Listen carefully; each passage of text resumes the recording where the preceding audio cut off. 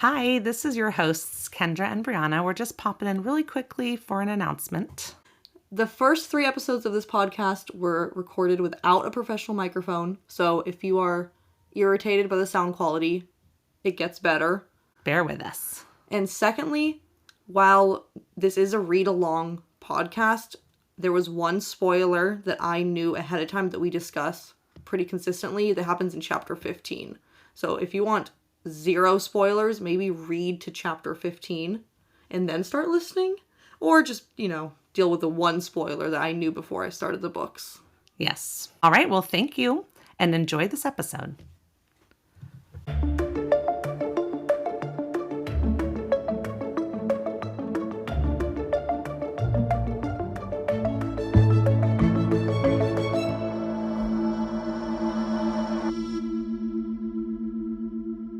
Welcome to First Wing, a Fourth Wing podcast. I'm Briana, and this is the start of my Fourth Wing journey. And I'm Kendra, an experienced dragon rider here to help this first year. Just a quick note, this book contains explicit content, including swearing, sex, violence, and death. And so will this podcast. I'm very excited about starting the first episode of this podcast. I have no clue how long it'll take me to get through my notes, so we'll see how many chapters this first episode is, and adjust as needed. And just to make it clear to everybody, you've only read chapters 1 and 2, right? Yes, when I finished chapter 2, I was like, oh! I wanted to keep on reading. You really sound just like that when you finish chapter 2. Yeah, basically. Awesome. Well, good. Well, we'll get going and we'll record fast so you can keep reading because this book is exciting. Definitely. I don't know how I'm going to do it, honestly. We'll figure it out. She's having a hard time with the patience. Can you imagine reading this book one chapter at a time and not being able to go past a chapter? Like, this is the wrong book to try to do this with. But here we go. I have a second book that I'm reading so that I can have something else to read and get into, and so I can not think about it too much. Okay, good. So just to start out, let's let the audience know what you knew. Like, going into reading this book, what is it that you already know? Yeah, so on social media, I haven't seen any really Fourth Wing stuff, but since both you and my sister read Fourth Wing, I know there's dragon riders. That's the thing. I know that you bond with a dragon. I know that our main character bonds with 2 dragons. So that's obviously something that doesn't happen to everyone and is something special about her. So I do already know that. And then I also knew, one of the main love interests' name already, Xander, because I named my son Xavier. Wait, it's not Xander. It's not Xander. Zayden. Zayden, yeah. Whatever. Because I named my son Xavier, and then you kept on accidentally calling him Xander. Zayden. God damn it. I don't know his name. I just know it's an X Xavier was born, I called him Zayden so many times it was embarrassing. So luckily I've gotten over that. Now that he's 6 months old. Yeah. He is now Xavier. So, okay, good. And then, what was your idea of why it was called Fourth Wing before you opened this book? I actually had no thoughts. Okay. But I was talking to my husband about it, and he was like, oh, 4 wings, because it's 2 dragons she bonds with. And I was like, okay, I wouldn't have thought of that. When I really thought about it, I was like, maybe there's different groups, and hers is the 4th group. Mm-hmm. It's whatever, just there's numbered groups, and she's in the 4th group, so they're called Fourth Wing. By the end of chapter 2, you don't know exactly, so I was like, maybe she literally didn't get that far yet in the 4th Wing. But okay. Yeah, that's all my thoughts on that. I don't know yet. Okay, cool. Well, we're not gonna get right into chapter 1 because you had some comments on the map. Yeah, at the front of the book. Yes. Yeah, not the map of the college, the map of the continent. It was just, I love a good map. And as I read the chapter where she explains all about the country and stuff, she's reciting her history knowledge. Yeah. I kept on looking back, and it was really fun to see. Also, this wave and sun symbol around the compass, I wondered if that was just the artist having fun, or if that was ever gonna come to mean anything. So I found that kind of interesting. Obviously you see dragons on the cover too, but there's some cool dragon art here as well, which I really liked. It's just a good map, and it made me wonder if there's more continents on the world, because this is really just the continent. Is this the only continent in this universe? Like, is there more land out there? I don't know. I love that question. And I just realized right at this moment when you asked that question that this is going to be the hardest thing I've ever done in my whole life. I am the worst at keeping secrets. I want to tell her everything. I don't know what I'm doing. Why am I doing this? Yeah, I This is don't going to be harder for me than it is for you. Oh, Lord. Okay.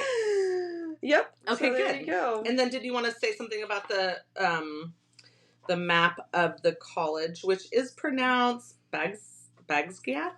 Okay, Yeah, listen, I know this stuff, and then yet my pronunciation, and I think Briana is like me a little bit. Yeah. We're really bad at pronunciation, so you're welcome to yell at us. I already know I'm going to butcher like half of this so bad. Basquiat. Guys, I know this. I know Basquiat. So yes, this map of the Basquiat War College is was also cool. I mean, like I noticed General Sorrengal's office. Sorrengal's office right away before I even looked at page 1 of the book, and I was like, okay, like, you know, that's clearly important. It's labeled as its own thing. And of course we start the book right there in her office, basically.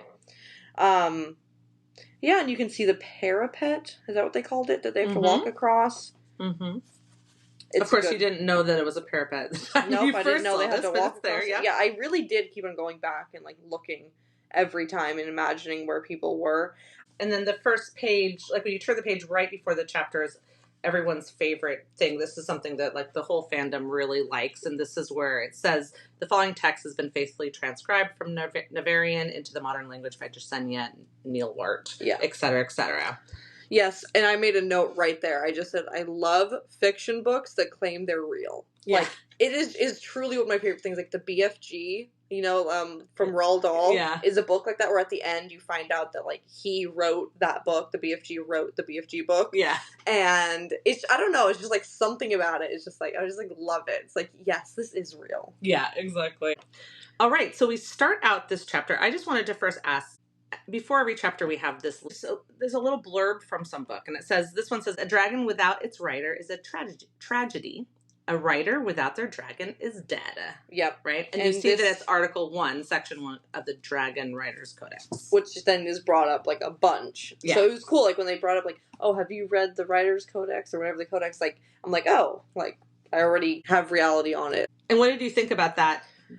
Yeah, nothing really yet. Okay. There was nothing. I just thought it was cool. I like the writing style of having that there, but that's really all I thought. Good. So, chapter 1 starts out with Conscription Day, and you basically, I mean, you don't find out right away what Conscription Day is, but you're in Violet's head. I don't even think her name is said right off. You can immediately tell that she is worried or not confident because she literally says, I'm so fucked. Yep. Here that there's 1,000 20-year-olds waiting outside the gate, so you get the idea she's 20, right? Yeah. And then there's just a little bit of, she info dumps a little bit here, and then she's on her way to General Sorrengal's office, and you can hear someone shouting, and she says it's Mira, right? Yeah. And then we have this whole section where Mira's yelling at her mom about putting Violet into the writer's quadrant. Yeah, when I was first listening to that, listening in my head as the characters spoke to each other, I was thinking, like, maybe there's a good reason why she did this. There doesn't seem to be a good reason why she did this. Right. I mean, that I know of yet. Right. I'm like, why is she doing this to her daughter? Like, what is so bad about her going and being a whatever she wants? I keep on thinking like a history major, but it's not called majors and it's not history. Scribe. Yeah, so she was being raised to be a scribe like her dad. Yeah. Yeah. And it's like, sorry, you get the impression that her mom did love her dad and yet is not letting Violet choose this path that's like inspired by, taught to her by her father. It's just like, why? Like, why? Because the story, I guess, but like, doesn't seem like there's any real good reason she's doing this, and that's so annoying. But when they did first bring up quadrant, I was like, okay, what's a quadrant, right? Mm-hmm. Anyways, you find out soon that it's the job that they choose. Yeah. It lists the different options, so it goes like healers, scribes, infantry, or riders. And I was instantly like, well, it's gonna be a rider. Like she's going to go to be a rider, obviously, because of the dragons. So that was like pretty simple. And then I wondered, because it said earlier, like, something about the elite earlier on page 1. So I was like, so I'm guessing the elite are the writers. And yes, that is quickly confirmed. Right. Yeah. And also, when we heard Mira shouting, I also was like, that's her sister. I just guessed that, like, instantly. I wrote it, like, to write down, like, is Mira the sister? And it was. Good guess. Yep. What did you think of Mira in this little bit? I really like her. I definitely really like her. I do think she's going to be something that stands in the way at some point. Mm-hmm. Like, we know she's really dedicated as a writer. We know she's really good as a writer. I kind of have this theory. I think that they're gonna have to go into the land of those people that they're at war with. Poromil. Poromil? Poromil. Yeah. Okay, Poromil. I feel like they're gonna have to travel, like, into that land at some point for some, I don't know, quest, for some trade nonsense, or maybe they discover they're not really the bad guys or whatever. I just think they're gonna end up going there, but probably not with the permission of the authorities. And I don't know. So I think maybe Mira might stand in her way at some point just because she's so, like, military, like, following orders. Yeah. And Violet doesn't really seem like that type. She's more like follow your heart, right? So we'll see. I don't know. I think there might be something sometime where she has to go up against her, but not in like we have to, like, fight to the death way. Just like their morals are going to be different. Yeah. Cool. You should consider maybe, like, highlighting your theories on your notes. You don't have to read all your notes. And then at the end of the book, we can look over your theories and see if any of them have yet proven true or not, or are you still waiting, Yeah, totally. So we got Mira, we got Mom, and then Violet comes, Violet gets into the conversation, obviously. She makes herself known. And there's just a back and forth with Mom and Violet at that point, and still Mira, right? Yeah. What do you think about Mira's protectiveness of Violet, like, not being ready or not able to make it? I mean, is that like normal big sister behavior? I mean, does that bother you? She also thinks that she's both bothered by it, but then also thinks it about herself at the same Violet time. Does, right? Yeah. So I just think it's one of those things when you have something like a flaw that you're aware it's there, but it doesn't make you happy that it's there. It seems like it's just like that. She knows she's small and physically weak, but she doesn't like it being pointed out and used against her. Right. Try to have faith. She made it in. What was it called? She passed the test to make it in. Yes. And there was obviously clearly something. A physical part of that test too. Yeah. It wasn't just like a written test or whatever. So but it does say that whatever she like lacks in strength, she does make up for in speed. So I'm guessing that's pretty much how she did it. Yeah. So there's this line on page 3 that I made a note about. It says, "I don't need the prohibited power of mind reading to know exactly what she sees." And I wrote, someone is definitely going to have the prohibited power of mind reading. I mean, like, it was such like a throwaway line.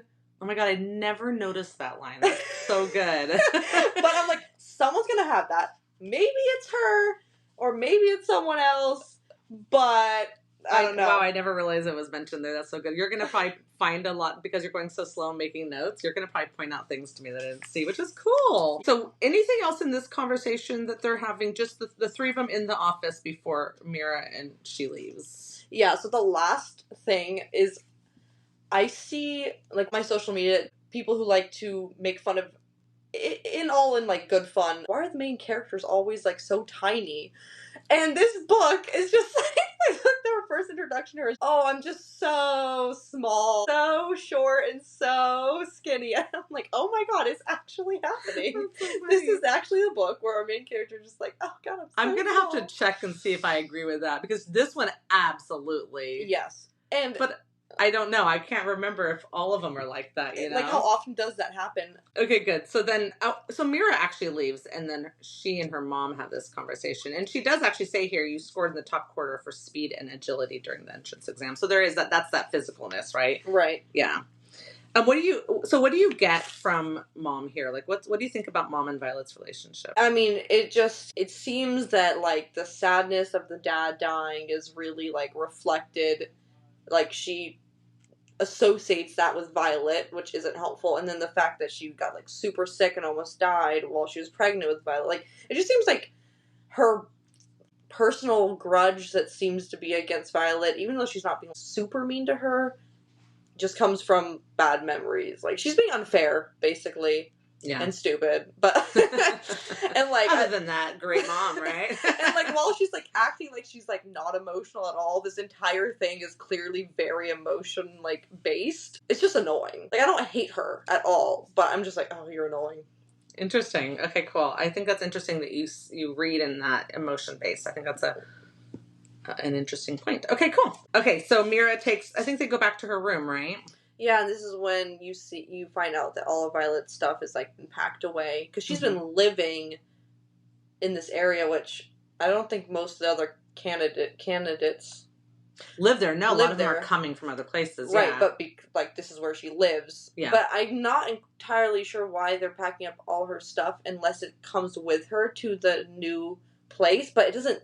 Based on the way she's packing her stuff in like her bag that she has to walk across with, it seems like she doesn't get all her stuff with her. So right. I'm just confused why it's being packed up. Is that room going to be used for something else? Why did it all get packed up? That's still her home, right? I don't know. Whatever.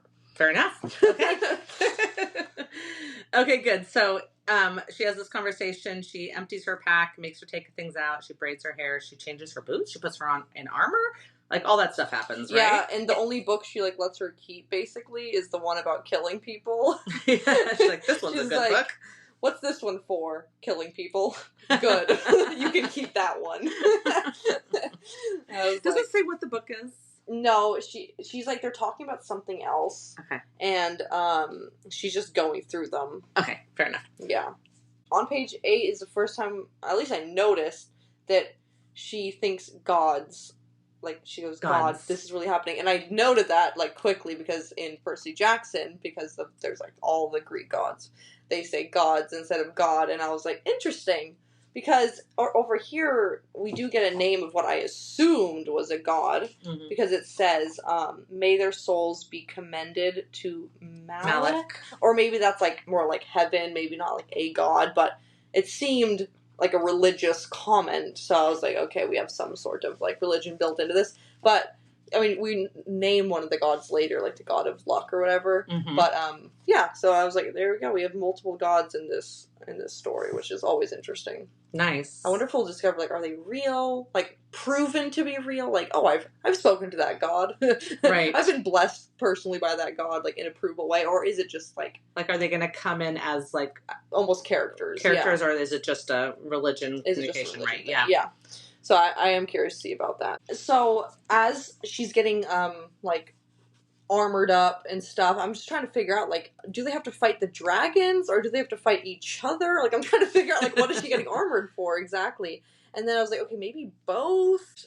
We do learn later that they do have to spar with the other cadets, so there is, like, some fighting with them. And then I also noted, I was like, maybe they don't even meet the dragons today. Like, is, like, today, because my original thought was, oh, she's armoring up to go meet the dragons. Okay. But then I was like, maybe they don't meet the dragons right away. Anyways, and I haven't gotten to the end of this day yet, so I don't know still. But, oh, yeah. Oh, wow. We're still in day 1. I know. But from a comment made earlier, it kind of made it sound like they don't meet the dragons that day. So, okay. Anyways, we'll see. So then I was wondering, like, is the whole test just walking across the parapet today? Is that the entire test today? Still don't know because the day's not over. But it seems like that's, like, the main thing everyone's focused on, which seems, I don't know, like, I get that she could get blown away because she weighs, like, 4 pounds. But I'm like, is that what they're all so worried that she can't even walk across? If they're that worried that she can't do that thing, then she really shouldn't, like, go. Like, that seems like not the hardest challenge she's gonna face. Right. Well, whatever. That's kind of funny. I never thought about it that way. Yeah. Okay, good. So now we're ready to meet our first love interest. Yeah, so how did you... Is there something... Oh, yeah, because she says my heart rate jumps. Is that why? I mean, okay, I miss his soft brown eyes and the way he laughs. It didn't even take that. It said...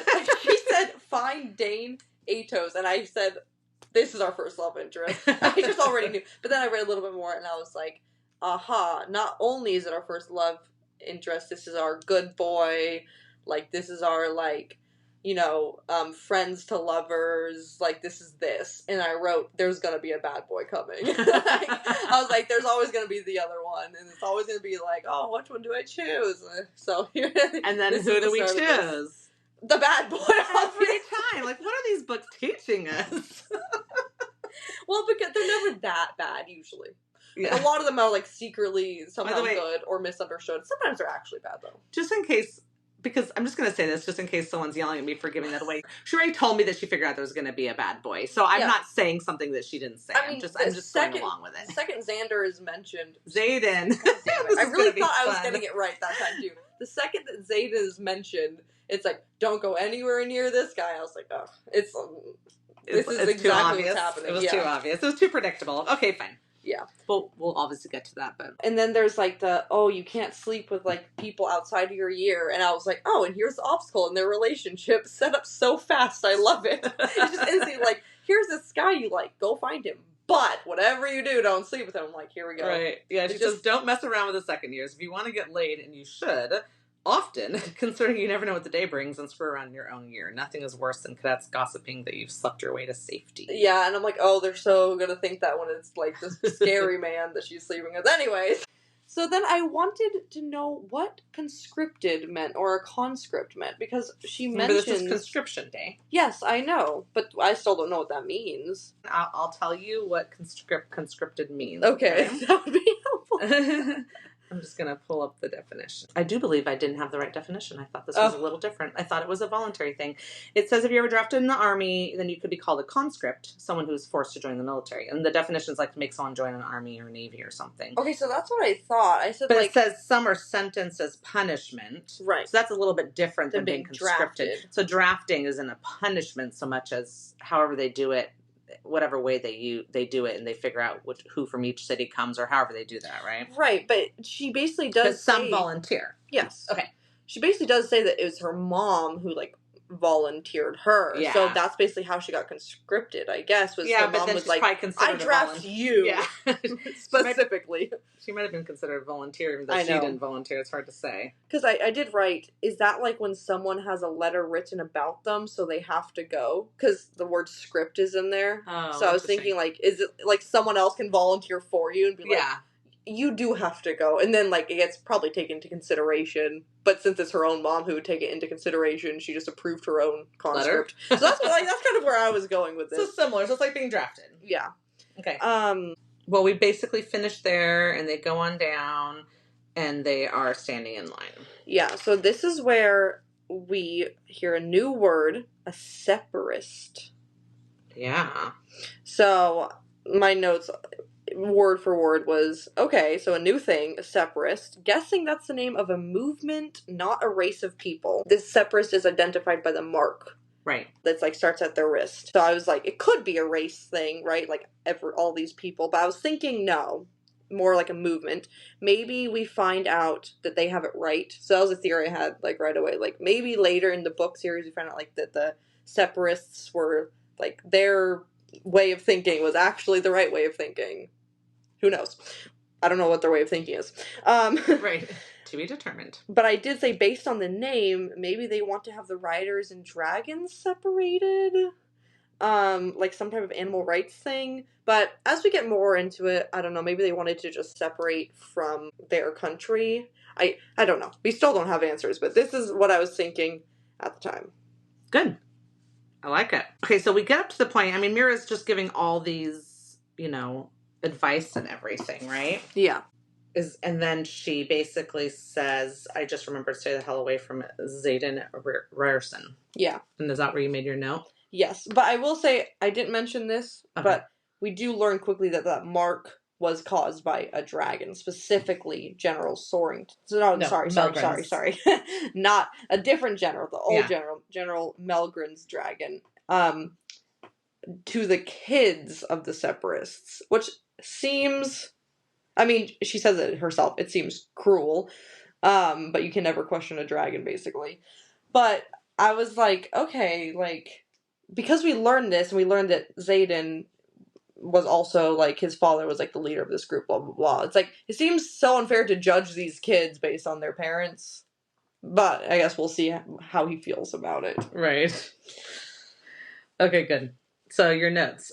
You hear about Zayden. She says, stay the hell away from him. Yeah. And she says he's a third year and he will kill you the second he finds out who you are. Which he didn't. Which he did not. I was like so shocked with how fast this moved. Like I was like, oh, the bad boy, the misunderstood one, the enemies to lovers boy, Zayden. Of course that's his name. So that's what I like wrote.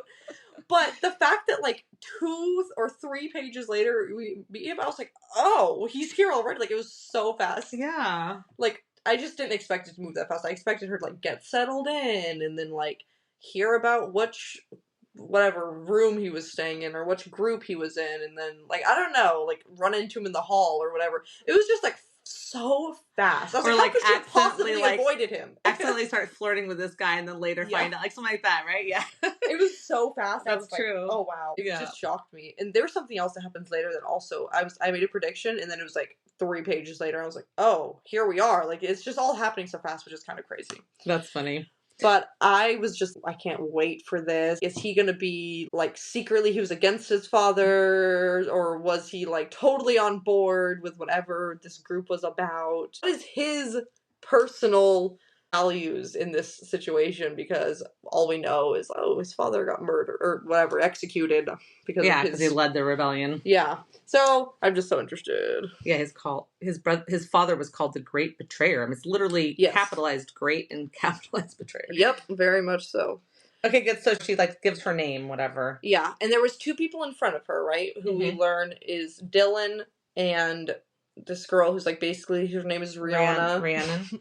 Not Briana. Rhiannon. Mm-hmm. And the second they mentioned Rhiannon's features earlier, like, she's standing in line and she was like, oh, this girl in front of me, she had, like, a face that kind of reminded me of, it said that she reminded her of a queen, or, like, some queen. Mm-hmm. Anyways, the second she was described, I was like, she's described with main character energy. Like, she's going to be important. She's going to be her friend, probably. Mm-hmm. And, I mean, they do quickly become I'm so interested. Maybe this is jumping ahead, but did you have any of that feeling about Dylan? So, this is the exact notes I had on Dylan. It said, Dylan, maybe a one-way crush situation. And then I was like, oh, nope, he has a girlfriend. Yeah. So, maybe not. And then, like, right after that is when he says the line, I'm not dying. Dylan says with way more confidence than I feel. And I just noted, he's gonna die. And then again, like, 3 pages later, he dies. And I was like, oh, I expected it to be, like, later. Like, it was so fast. I was like, oh, that was sadder. Like, but Dylan. Also less sad than I was expecting, because we barely knew him, but also sadder. It's like, you're like, I kind of wanted to get to know him. He seemed like a nice guy. He did seem like a nice guy. Yeah, and he didn't get to propose to his girlfriend. Nope. There's, like, a part of the fandom that just, feels for Dylan a lot, even though he literally is in 2 pages. Or whatever. Oh, gosh. Okay. It was, like, just so much faster. I mean, I know the exact amount of pages. It's literally 4. Because it says, also, I fear he will die. I wrote for page 16. And then it says, Dylan dead already, page 20. It's 4 pages. It's like, oh, my God. Oh, womp womp. Oh, boy. So, that was crazy. I couldn't even believe it. I was like... Because I only got, like, the whole thing of, oh, he's gonna die was just based on the line, I'm not dying. Because I'm like, authors don't do that. Like, they want to, like, make you feel bad about stuff like this. And it just was so fast. I was like, wow. Oh, my goodness. So we get this little conversation happening. They're going up. And they get up to the top of the turret, right? This is where she sees Zayden, and she gives this, like, great description. She's like... The third year turns in her direction, and she's like, he's tall with wind-blown black hair and dark brows. The line of his jaw is strong and covered by warm, tawny skin. And what exactly is tawny? It's like a Tawny's like darker... brown. It's like a brown, yeah. Yeah, okay. But it's not like dark brown. Like, it won't be as dark as Rhiannon's, like, skin. It said that her skin was as dark as her hair. And she said she had, like, really dark hair. Yeah. Okay. Tawny skin and dark stubble, and when he folds his arms across his torso, the muscles in his chest and arms ripple, moving in a way that makes me swallow. I know. You're like instantly like, up, there's the lust. I said, wow, they met so fast. Wow, wow, wow. This book moves so fast. That's what I wrote. was just like, it's not even like a slow burn, like, it's nothing. It's just like the second she meets him, it's like, this is the hottest man I've ever seen in my entire life. She says he's it's Xaden. And he's the most exquisite man I've ever seen. Yeah. I was just like, and then she sees, and then someone says, ready for the next one, person, and she's like, and then she realizes it's him. Yeah, I was just like, wow, this is just, it really does, it sets something up for you, and then it delivers it really quickly. Yeah. Which I kind of love. It definitely leaves, like, more mystery, because, like, I was like, oh, I have all these predictions, but, like, then half of them were, like, revealed, like, so fast. So, like, it's just interesting, for sure. Oh my god. It makes me feel confident, though. I was like, hey, look at that. I was right so quickly. Yeah. Also, she so quickly does the exact thing her sister told her not to do. with Rhiannon. Her sister was like, don't make friends. Whatever you do, don't make friends. And she's like, I will sacrifice my life for this person I walked up the stairs with. I'm like, Violet, what's wrong with you? Like, okay, I get, like, you didn't want her to die, and you saved her life, and you both made it, and it's fine. But, like, the one, like, you just instantly were like, no, I'm just gonna do this. I mean, it says a lot about her character in that one little bit, yeah. And not only does it say a lot about her character, we get these little things, these little tiny things from Xaden when he's, like, talking to her about, oh, you gave, like, your shoe up or whatever. When does he say that? So, look, okay, so we met on the stairs, Rhiannon says, right? Oh, yeah. He looks down, noting our mismatched shoes, and arches a brow. His hands relax. Interesting. Okay, so there's another time where a similar thing happens, when she sees Dylan die, right? My hand flies up to cover my mouth. He loses his grip. That's where he's dying. Yeah. They steal the sound, the winds steal the sound of my muffled cry. Xaden never takes his eyes from me, watching silently with a look I can't interpret as I bring my horrified gaze back to his. Okay, so between him relaxing his hands with the boot situation and a look she can't interpret as she's, like, feeling, sadness, strongly about this person she just met dying, I was, like, thinking, okay, so does he kind of have a similar impression of her that she has of him? Like, she thinks he's, like, so bad because of his father or whatever, but her mother is, also very, stern, and it says that, your mother captured my father and oversaw his execution. Mm-hmm. And then she said, like, well, your father killed my brother. Mm-hmm. So, I don't know. I just was like, maybe he has a similar impression, and, like, seeing that she's nice or seeing that she's kind is, like, having an impression on him because he wasn't expecting that. I don't know. It's just they mean something. Yeah. And that was my guess on what they meant, because it was, like, obvious thoughts he was having that we don't know what they are. Okay. Well, that's good notes. Thank you. All right. So we're going to go into chapter 2, which is our last chapter of this episode. Definitely. Starts out with this little, I got to find a name for this thing. I feel like there is Forward? One. Maybe, yeah. But it's this little blurb from the guide to the writer's quadrant, Major Offendras. And it's the unauthorized edition. Yeah, exactly. I loved that note. Like, yeah. Just such good world building. Right. Oh, I just love some good world building. So what did you think about this line here where it says, writers as a whole aren't out to assassinate other cadets unless there's a shortage of dragons that year or a cadet is a liability to their wing? What do you think about that? Any thoughts or no? No. I mean, it just is pretty straightforward. It gives us a better impression of what it's like inside once she makes it inside. Well, then fine. I'll make you think something. Okay. I'll make you, like, predict something. Why? What does that mean if there's a shortage of dragons? Like, why would they want to kill each other for that? Well, because you can only bond with one dragon. Apparently. So if there's, like, 10 dragons, 20 people, how much of a chance are you going to get, right, to be able to bond with one? Because it's one dragon bonds with one person. And what do you think happens if you don't bond? Well, you're not a rider then. I mean, I hope they don't just, like, kill you, because that's insane. But, like, I don't know. They might. Okay, cool. But let's see. At least you're not going to be a rider. Yeah. So if that was your dream and you're willing to risk your life on that dream, you might be willing to kill for that dream too. We will see. As we learn very quickly from this butt face Jack. Oh yeah. Favorite character. God, so much hate so quickly. Like, it's like, oh, he's kind of annoying. Oh, wow, I hate him so much. Well, doesn't she, like, immediately start calling him asshole cadet? Yeah. Basically. Yeah, she does. It's like, there's some asshole cadet, whatever. Okay, good. So, the first line of this chapter is, I will not die today, which is great. Yeah. I'm sure you figured out that she wasn't going to die either, because this is just chapter 2 unlike Dylan, she is the main character. That's good. I'm glad you didn't think, like, oh, this is the end. Okay, well, that's what that means now. Main character changes to someone else. It's just Rhiannon the whole time. Anyways, yeah, so she is ready to go, right? So Rhiannon is giving her name. Dylan's dead. And then Rhiannon goes for it, right? She goes out. Yeah. But before this is where we get our first god's name. Zainal. Oh gosh. Zynal? Zynal? Wow, that's one I do not remember it being pronounced. Well, anyways, this is our first introduction to one of their gods, and he's the god of luck. Yeah. He or she. Oh, and then here, this is where I wrote. I found where I wrote about Jack. I couldn't find it before, but it said, Jack will be the true asshole since Xander... Zayden. I think I wrote Xander. Your notes say Xander. Yes, they do. Okay, since Xaden is the love interest. So, obviously, Xaden can't be, like, the true antagonist in her area. I mean, I'm sure Jack isn't, like, the true antagonist of the whole series, because, like, that's pretty ridiculous.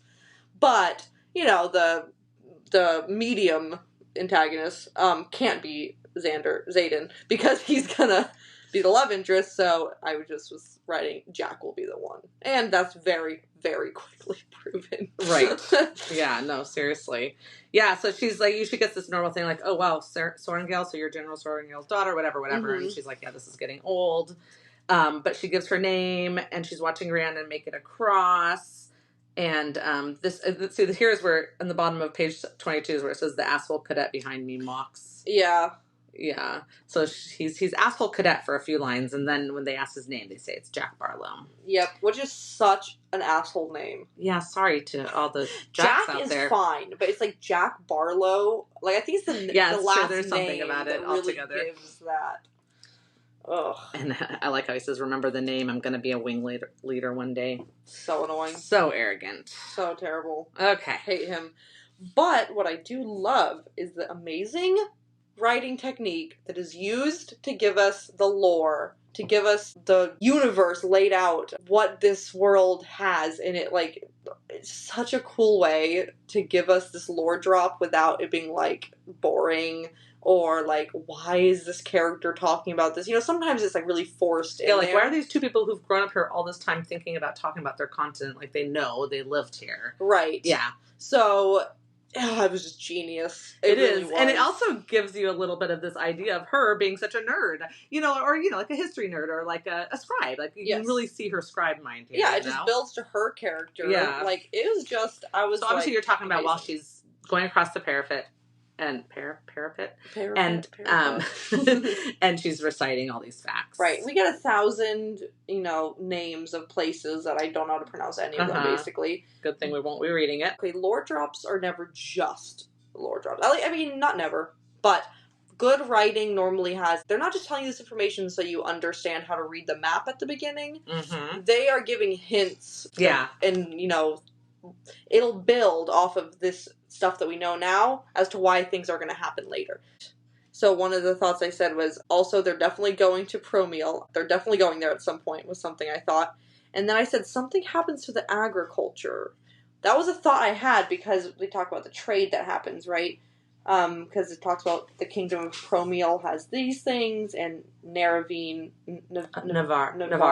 What is it? It's just Navarre, and that's where they are. Navarre has these other things, right? They have ore, timber, elk, and deer. And it says that there's a trade agreement, and it's the cloth and agriculture for the meat and lumber. So, I don't know why. I just think, like, maybe there's, like, something... Specifically, agriculture is what I just, like, zoned in on. And no specific reason, but like maybe the crops are going bad, something's happening with the crops. There's some crop drama in these medieval type things a lot of the time, so. Yeah, right. Yeah, and they talk about how it's only it's 4 times a year they're doing this trade. Yeah. I forgot about that. I mean, there's that trade, to me, the trade agreement held so much possibilities. It could be nothing, but I was like, maybe she's gonna go do a trade at some point and something goes wrong. Maybe, like, they use that trading time to complete something else that they're, like, I just felt like the possibilities for this trade to be somewhere in the future felt strong to me. So we'll see. Okay, cool. We will see. So she keeps going, and Jack gets on and starts, like, just being a total asshole. Like, saying he's going to come get her. I mean, obviously, it's almost like... He kills someone else. Oh, that's right. Doesn't he, like, come up on someone and throw him off? He waits. The only reason he doesn't kill her is because he waits for the person behind him to get close enough. And then throws them off. Right. I was just like, wow. So crazy. Wow. Yeah, it says somewhere, and he says, "You're next, Sorengale." So he's like, literally, "I'm coming to get you." Yes. It says in here that she says, "I'm not about to let this asshole murder me. Best to get to the other side where the rest of the murderers wait." Yeah. And then she says, "Not that everybody in the quadrant is going to try to kill me, just the cadets who think I'll be a liability to the wing." Right. So this is where we hear wing for Right. the first time, which, like, boosted my theory of, like, that must be her group's name, kind of, and then also, like, okay, there must be different wings, like, just like a castle has different, like, wings, like, it must be a literal wing of their college or whatever, and then they're numbered, and that's why it's fourth wing, so. Okay. And then she says, "There's a reason strength is revered among writers. A squad, a section, a wing is only as effective as its weakest link. And if that link breaks, it puts everyone in danger." So we got squad, so we have this idea section, and wing. Yeah, that's true. And we have this idea that weak links, like, they don't like weak people, right? Right. Yeah. And she says Jack either thinks I'm that link or he's an unstable asshole. Yeah. Doesn't she think maybe both? Does she say she says probably, like, both. Yeah. Either way, I need to move faster. Yeah, probably both. I agree with probably both. Also, this note that I made, this is a prediction that I really hope comes to pass. Okay. The second that Jack threw the other guy off, I was like, oh boy, he's so gonna get fucked up by Xaden one day. Because I could just, like, imagine this perfect scene where, like, I mean, Jax is clearly out to kill her from here on out. No reason, maybe? Like, why? Know. Why, right? Because he's an asshole. Yeah. But I'm like, oh my god, he's gonna, like, spring some type of, like, trap on her, or, like, by happenstance find her alone at some point, and is like, they're gonna get into this fight to the death, and then I just hope that Xander just, like... Xaden just, like, pops around the corner and sees this happening, and then just, like, goes crazy on this guy. Like, after they're already kind of have more of a relationship, not just, like, from the beginning, but maybe he just really hates Jack because Jack sucks. Yeah. But I'm like, I just really hope that he, like, see. even though she doesn't need protection because she's a strong, tiny woman, maybe he'll come and protect her from Jack sometime, and I would love to see that happen. Nice. Okay, good. So what's happening here? Basically, they're going across. He's taunting her. She runs the last 10 feet. She gets through. He's trying to grab her. And so they're like through. They're like almost all the way in. Oh, she says, I hurtle forward, jumping the last 12 inches off the elevated parapet down to the courtyard. So she's officially made it. Yeah, and he's still trying to go. That's true. Because that's important, right? Right. Because then, like, she gets told that she could kill him right now, and it wouldn't break any rules because he hasn't officially made it over. That's right. But he couldn't kill her. That's right. Okay, good. And I just noted, I'm sure everyone thinks this, but she really, really should have cut off his balls. There was no reason not to. Why are you waiting, Violet? What's going on here? What are you doing? I was like, come on. It wouldn't kill him. He'd be fine. And it's not like... His voice might go an octave higher, but, you know, he's okay. Because she's like, oh, I don't want to make him even more, like, angry at me. It's like... No, don't you? You're showing weakness. That's what's going to make him come after you harder. Do you know what would probably make him stop coming after you? Losing balls. Like, maybe then he would take you seriously, right? Like, he wouldn't think you're so weak. I don't know, man. I was just like, come on, Violet. I like how he's asking, what if I decide to snap her neck now? And the answer is, then you get to meet the dragons early. We don't wait for trials around here. We just execute. Yes, so that did let us know that they're pretty brutal there, so maybe they do just kill people who don't bond with a dragon. Which right, who I knows? really hope not. Do you know what I hope doesn't happen that I just thought of right now? Okay. What if, like, there's 6 dragons and, like, 6 of them, and it's like, this is so chill, but then she bonds with 2 of them, and then, like, Rhiannon dies, or, like, something, like, someone she knows. Or even if it's not someone she knows, and then they all, like, I don't know, she blames herself, people blame her, I don't know. I get it. I That's get your probably gonna happen.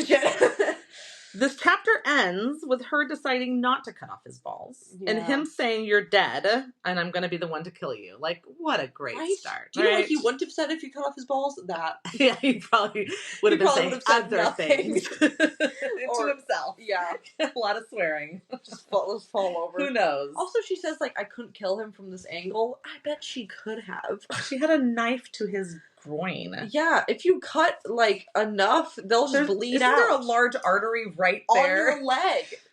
Violet, did you read that book about killing people? What is happening? That was exactly what I was thinking. I was like, maybe pull out that book. There'll be human anatomy. And now that you've made it, you can take a second to pull it out. All right. Well, good. So what would be your overall impression? I just feel like things are going to happen so fast based on, you know, how fast things already happened. So I hope she gets, like, lots of FaceTime with Xaden over the next few chapters, and that we're not just, like, blue-balled in that area. Like, it's, like, this whole, like, exciting meet, and then they just, like, don't see each other for, like, 4 chapters.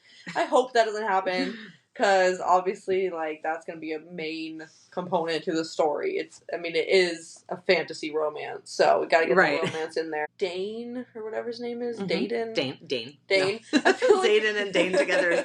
Dane, that's their ship name. Okay, good. We got it. Okay, I feel like Dane is not going to be, like, I don't know. He's either just going to give, like, Big Brother vibes, which is fine. Like, that'll be chill. But I'm worried that maybe he won't be, like, as much help as she hopes he'll be, or will kind of have, like, I want him to have, like, okay, tough it out. Like, you have to tough it out, but, like, in a nice way. I hope he doesn't have, like, you have to tough it out, but in a mean way.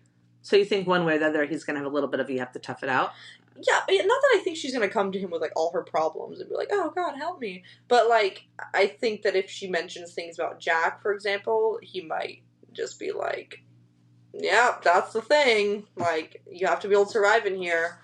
But I just hope it's, like, in a nice way and not, like, in, like, a I don't care, I'm not here to help you way. Yeah. So, we'll see. We'll come back to that prediction. Okay. Okay, good.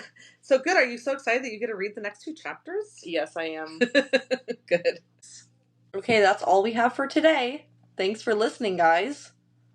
And next episode, we will cover chapters 3 and 4. So, join us next time, writers. Bye!